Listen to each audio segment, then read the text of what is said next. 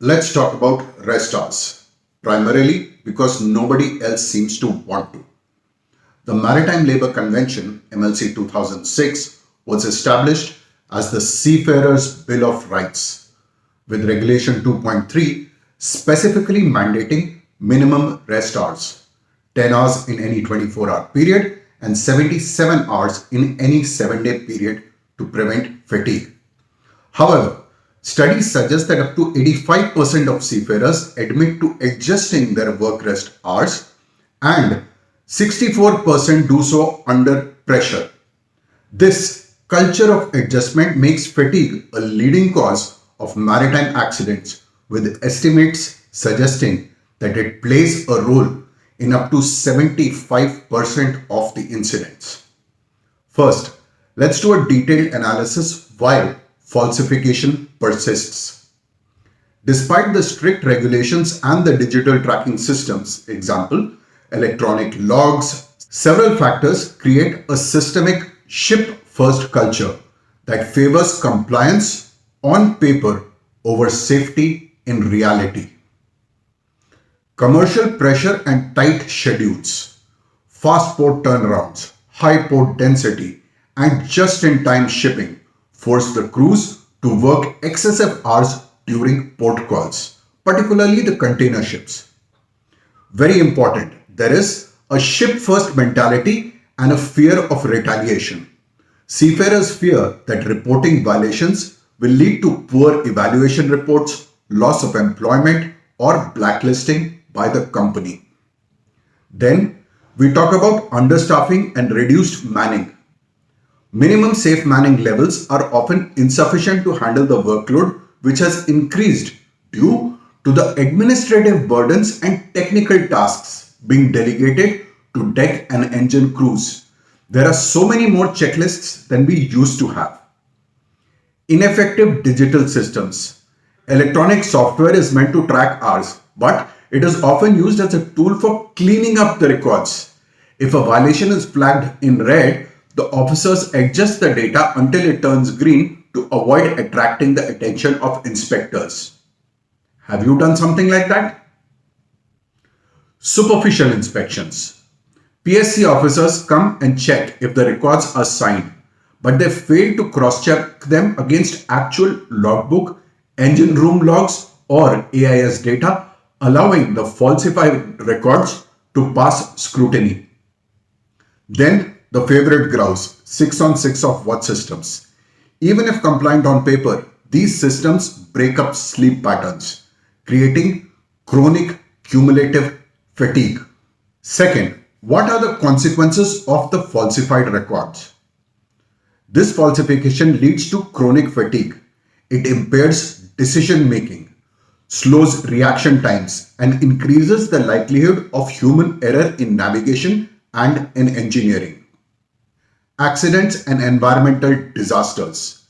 High-profile accidents, including groundings, example the Priscilla, the Sheneng 1, and collisions have been linked to fatigue. It has even led to loss of life. Seafarers have reported falling asleep on watch, directly endangering themselves and the vessel. Now, what can we actually do about this? We look for proposed solutions and mitigation strategies. Addressing this issue, it requires a multi-stakeholder approach that moves from checkbox compliance to true safety management. First, regulatory and enforcement solutions.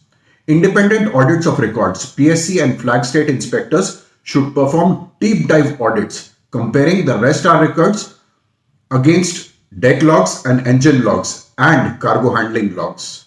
A lot of inspectors do that. Then strict just culture implementation. Develop policies that protect seafarers who report the violations rather than punishing them for it. Then strengthened PSC penalties. Imposing severe penalties for fraudulent record keeping, such as detention and heavy fines rather than just pointing out non-conformities. Not for bad record keeping but for fraudulent entries. Then Real-time data integration using AIS and vessel movement data to automatically cross-check it. For example, a crew member was working during a high-density port arrival, despite their record saying that they were resting. Secondly, company and operational solutions. Adjusting the safe manning levels.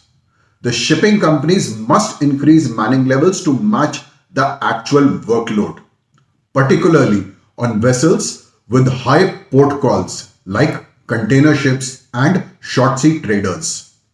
Let me now introduce a new concept: True Fatigue Risk Management Systems, FRMS.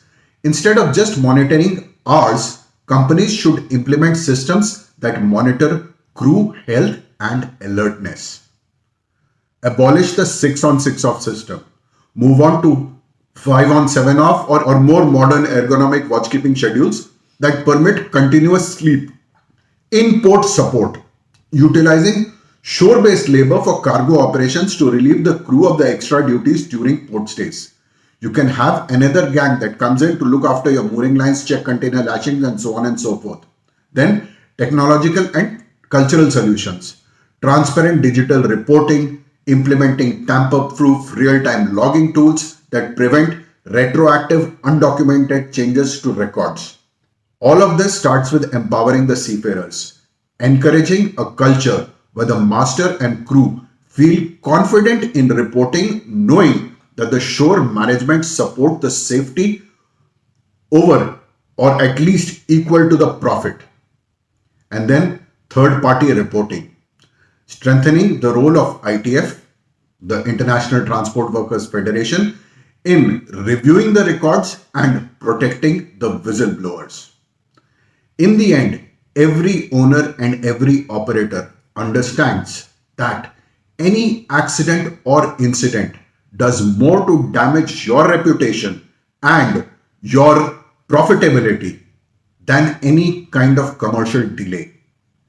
If you have an accident or an incident, your SIRE rating, your right ship rating plummets, making you less employable, giving you loss of face in the industry, opening you to blacklisting by authorities. Be careful. Realize the flaw that we have in our system. Support seafarers in accurately reporting the hours, and wherever necessary, stop vessel operations to provide adequate rest to seafarers. Let's hope this can bring about a change. And as always, stay safe.